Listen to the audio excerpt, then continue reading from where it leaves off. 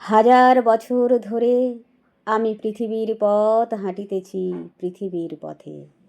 কবি জীবনানন্দ দাশ বনলতা সেনে বলেছেন, আমি কবির মতো সহস্র বছর হাঁটবার শক্তি পাইনি।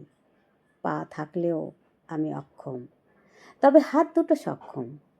এই হাতে হাজার বছর না হোক, হাজার দিন ধরে ডায়েরি লিখছি, এ কথা বলতেই পারি।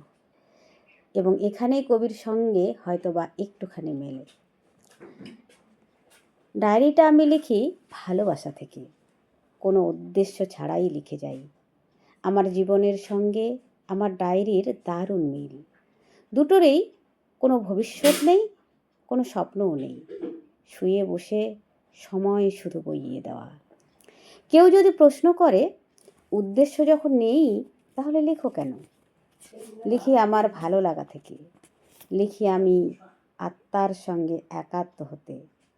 ডায়েরি আমার প্রাণ, আবার সহযোদ্ধা এবং প্রকৃত বন্ধু, যেখানে আমি নিঃসংকোচে নিজেকে মেলতে পারি, নিজেকে পর্যবেক্ষণ করতে, খুঁটিয়ে দেখতে, মনের সঙ্গে বোঝাপড়া করতে ডায়েরি আমাকে লিখতেই হয়। না লিখে পারি না। তার সঙ্গে আমার এমনই গভীর সম্পর্ক যে কোনো কারণে এক আধদিন না লিখতে পারলে মনে হয় জীবন থেকে কি যেন বাদ গেছে, বুকটা শূন্য শূন্য লাগে। এই জীবনের পথ কবে শেষ হবে জানি না, কিন্তু যতদিন বাঁচব ডায়েরি আমাকে লিখতেই হবে। দিনে দিনে বয়স বাড়ছে, ডায়েরির সংখ্যাও বাড়ছে। আলমারিতে কুলোয় না, বইপত্র রাখার জায়গা নেই।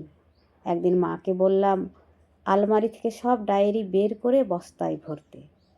বস্তাও এখন ভরে উঠল। মনে হয় বস্তায় বন্দি থাকতে থাকতে ওসব উইয়ের পেটে যাবে, ওখানে ওদের উপযুক্ত স্থান।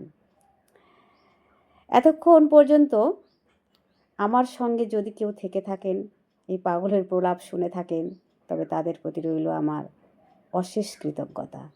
ধন্যবাদ।